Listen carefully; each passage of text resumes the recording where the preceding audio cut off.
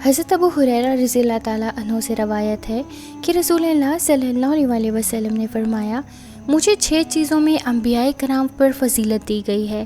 ایک یہ کہ مجھے جامع کلمات دیے گئے، دوسرا یہ کہ رعب کے ساتھ میری مدد کی گئی، تیسرا یہ کہ مال غنیمت میرے لیے حلال کر دیا گیا، چوتھا یہ کہ میرے لیے مسجد اور پاک کرنے والی چیز بنا دی گئی، پانچواں یہ کہ مجھے تمام مخلوق کی طرف بھیجا گیا،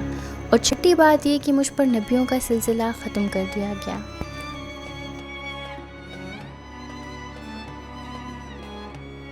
حضرت ابو حازم رضی اللہ تعالیٰ عنہ کا بیان ہے کہ میں صحابی رسول حضرت ابو ہریرہ رضی اللہ تعالیٰ عنہ کی خدمت میں 5 سال رہا۔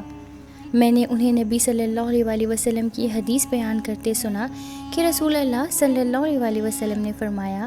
بنی اسرائیل کی قیادت خود ان کے انبیاء کرتے تھے۔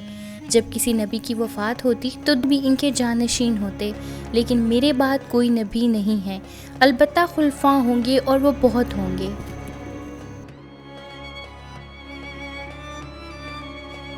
حضرت ثوبان رضی اللہ تعالیٰ عنہ سے روایت ہے کہ رسول اللہ صلی اللہ علیہ وسلم نے ارشاد فرمایا، بے شک اللہ نے میرے لیے تمام روئے زمین کو لپیٹ دیا اور میں نے اس کے مشرقوں اور مغربوں کو دیکھ لیا۔